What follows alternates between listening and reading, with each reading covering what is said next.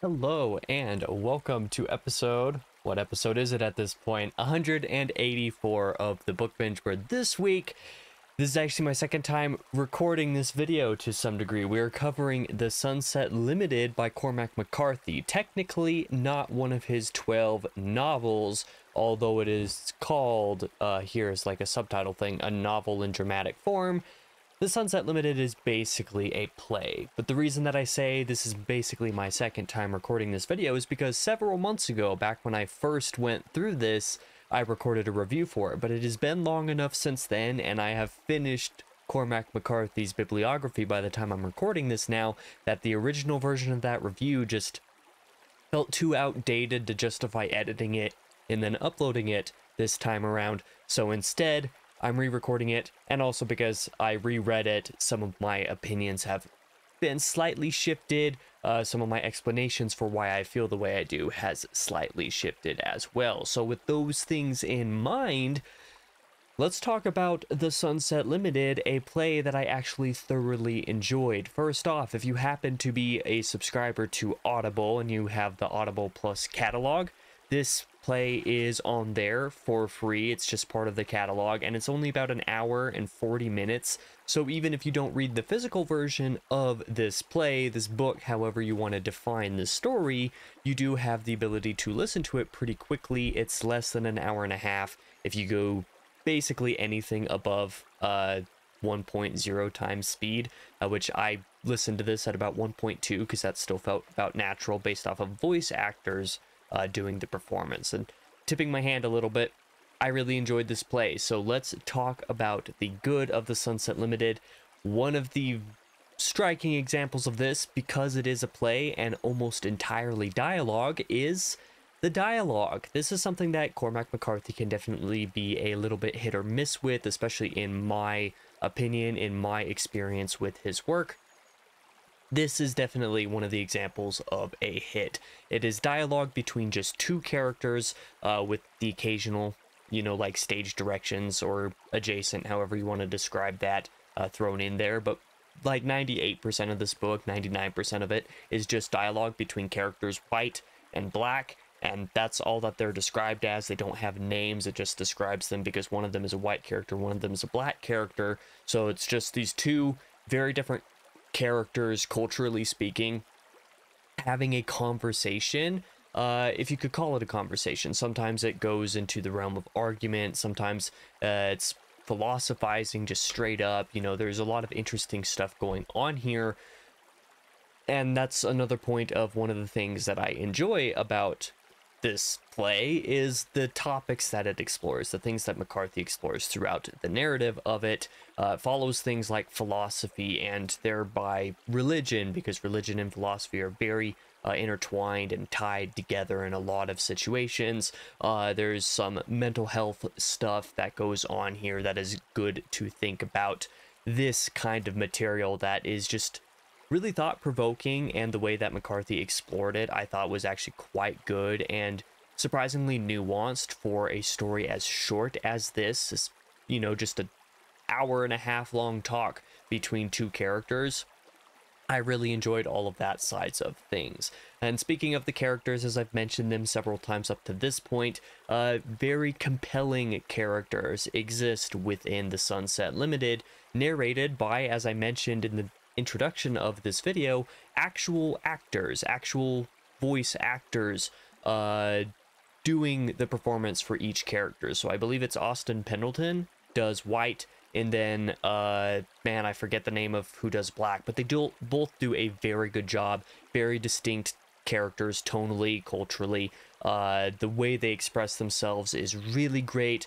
You kind of really get hooked into both of their characters' thoughts and feelings and emotions, and both sides of the conversation, so to speak, because of how compelling each actor portrays the character that they're portraying in this audio. They're both very relatable in their own distinct ways. They have certain caricatures about them because of how short this is. You kind of have to play into a little bit of character or caricature to make the point that McCarthy's trying to make here, but he's able to do that with a purpose that makes them shine through. It makes the topics of the philosophy and the religion and stuff interesting because of the way he utilizes these things.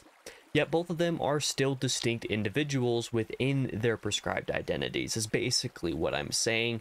They fall into caricatures, but they have their own things going on that make them feel real, not least because of the voice acting, but it definitely all works to the story's benefit. The beliefs and ideological differences between the characters within the argument, defining the characters and defining the conversation at hand, engages the readers rather than pushing them away, which definitely is not an inherently easy thing to do. I would say it's pretty easy to push readers away when you're exploring certain topics, such as you are in an argumentative way, such as McCarthy is with the Sunset Limited, so I have to give him praise for that. The philosophical musings, more specifically beyond the characters, are great. So it's not just the conversations, it's not just the characters, it's not just the characters having the conversation, it's the topics themselves at hand. And I kind of hinted at this, they are very thought-provoking. It's really great to think about these topics on your own. It's one of those things that, like, I listen to, you know, plenty of different podcasts and other stuff that gets me thinking on trains of thought that cause me to, like, pause the podcast and, like, argue with myself for an extended period of time on the topic at hand in the podcast before I start it again. And that's the way that I consume certain mediums of, like, I guess you could call it nonfiction, but, like, you know, conversation. This book definitely has that air for me. If you are somebody who likes to think and discuss with people about these type of topics, it's not just going to be the characters' arguments that you engage with, it's going to be your own ideas, your own thought processes on the same topics that are probably going to engage you as well. I found the general thought process of following along with the entire story and the entire conversation really enjoyable. But for the bad, because this is not perfect, in my opinion, the handful of stage directions, as like I said, this is technically a play, felt largely unnecessary in this specific narrative. It's not that they are unnecessary, but listening to this solely on audio both times that I went through the story meant that the two characters engaging me so much being broken up by a third narrator, the actual book's narrator technically, with an occasional line now and again of what one of the characters does, you know, every, like, few pages maybe, every several pages maybe. It's not that frequent that there's a bunch of stage directions. There are very long extended sequences in which there aren't any. So largely I felt it immersion breaking every once in a while for the handful of stage directions to be there. Reading it, I don't see that being a problem, but doing it on audio, you might have the issue like me of just like, okay, well, I don't see why we needed to be able to hear that, or needed to hear that stage direction. In context, obviously, it makes sense because it's coordinating with a couple of the lines the characters say every once in a while, but largely I don't find it necessary personally. It's more of like a personal problem, I think, with the story, but I did find it immersion breaking. And that's right about it for what I would cover in the bad of the Sunset Limited. This is a very good play. The only other thing that I would be inclined to complain about is actually what I'm going to cover in the ugly. The ending is not my favorite. So the original recording that I did reviewing this a few months back, I talked about the ending being like, the ending really soured me. It feels like the story ends on a sour, darker tone that McCarthy is generally very inclined to do a lot with his stories. It's one of my complaints with, like, Outer Dark as well. There are certain aspects to the darker tone and sort of twists, even if they're not twists, that McCarthy pulls with some of his characters that leave a very pessimistic, sour taste at the end of one of his stories that I don't particularly love, and the Sunset Limited definitely had one of those for me. It's kind of obvious that the ending that is here is where the story is going all along, and like I said, McCarthy normally does this kind of dismal stuff for his stories, especially where endings are concerned, but I really wanted this one to end differently. Now, I remember saying a little bit earlier in this review that you get caught up in both characters. You feel relatable to both characters in certain degrees, or at least I felt connected to both characters to one degree or another, both white and black. The problem was that I did have a slight preference for Black, ideologically speaking, and more from an optimistic point of view. We will say, that's all I'm going to say, because saying any more would be saying too much. So the way that the story ends left me feeling pretty soured on it the first time around. This was more of a personal problem going on, so it's not necessarily something that I wanted to include in the bad. I get why it ended the way it did, but I really just wanted something else. It was actually something that, upon finishing the story the first time around, it was like, I really want to listen to that again sometime in the nearish future, knowing the ending is coming, because I think it will help me get it a little bit easier, or make me like it a little bit more, we'll say.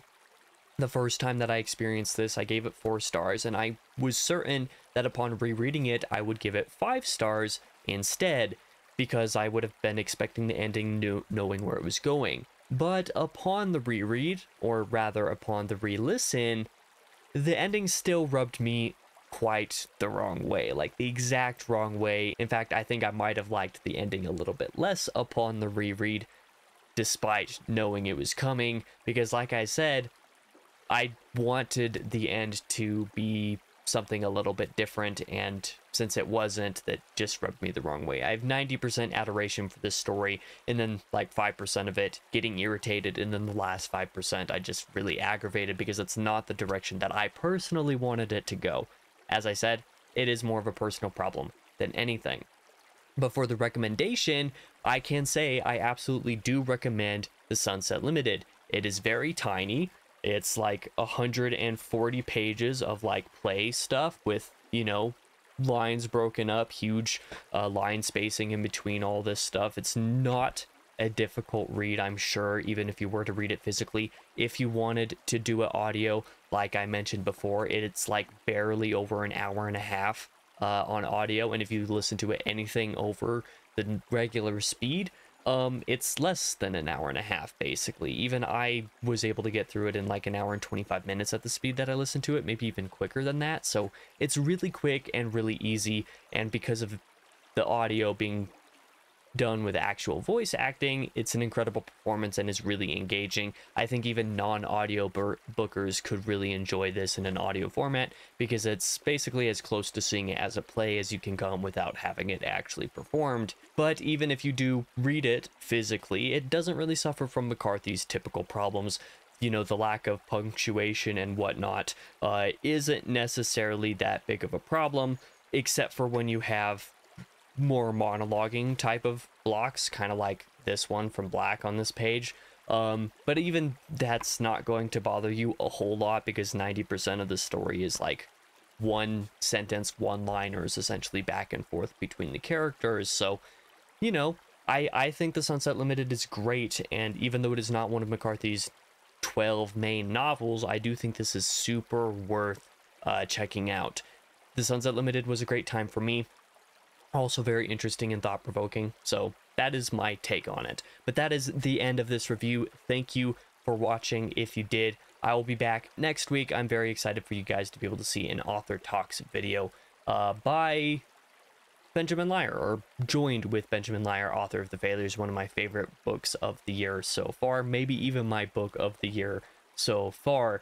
Otherwise, over the rest of the month, you'll see a couple more McCarthy reviews, basically finishing up the fresh McCarthy reviews, the first time readings, before I have a few final videos to round out his bibliography next month. And I'm excited for all of that to be done with McCarthy, and I'm going to be recording all those videos right after I'm done with this one. Thank you again for watching.